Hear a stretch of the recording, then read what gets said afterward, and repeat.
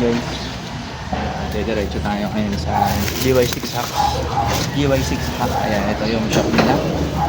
Dito tayo magpapa-change oil gamit itong RS8 natin na fully synthetic. Saka itong Pertua na Power Techmatic. Ayan. Ano rin to? Synthetic type. Ano yung gagamitin natin ngayon? Dapat nakarampa tayo ng pagpa-change oil dahil ang lakas ng dragging ng unit natin. Kahit naka center stand, side stand, nakasakay ka, nakahinto ka, basta naka-open yung makina, grabe yung dragging, mararamdaman mo yan. Ito, pakita ko sa inyo. Ayan, napavibrate na yung cellphone. Nakikita nyo. Ito yung dami. Nakita nyo yan sa video pag bigla waving. Ayan, nagbago nag-ano. Basta yun na, nagbavibrate. Ayan, makikita nyo yan guys. So ayan, kailangan daw ng CVT cleaning. So doon tayo pupunta ngayon. Nantay lang natin mapuno yung battery ng ano natin, ng camera natin para ma-video natin papunta ron.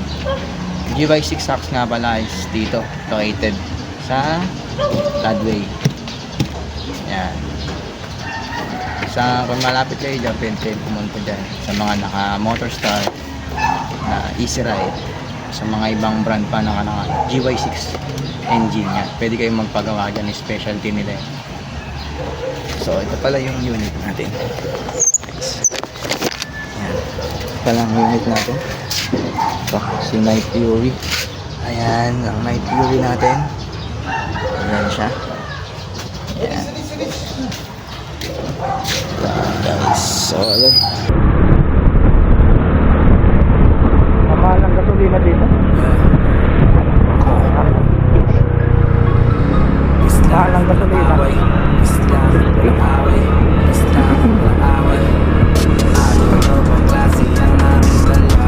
Doon sa amin ang premium pinakamahal dito si 4 eh.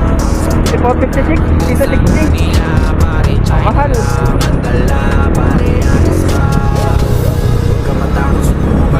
Dapat malagi pipit ang itlog. Pipit. Huwag ka matakot subukan.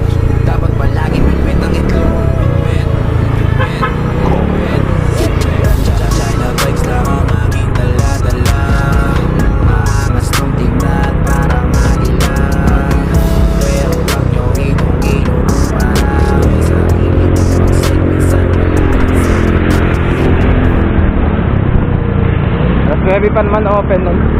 Sana walang pila. Kasi kadalasan maraming nagpapagawa talaga dun. Siyempre di may iwasan. Yun lang kasi ang expert sa mga ano, sa mga GY6 engine.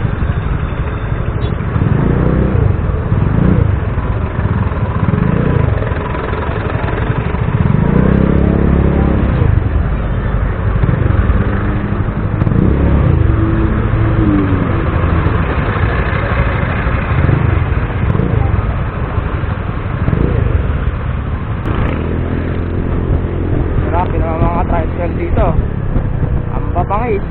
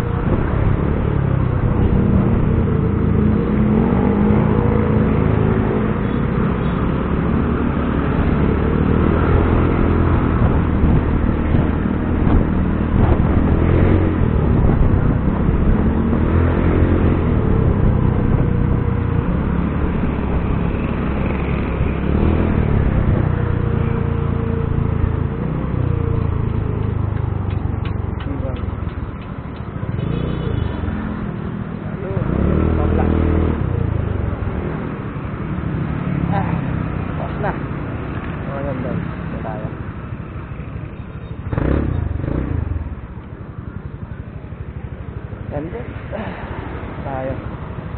Natin sa liliwanag dito.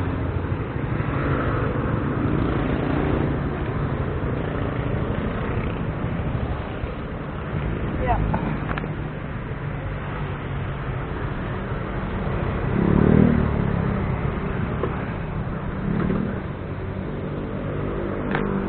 Tayo guys. Ano mga Israel.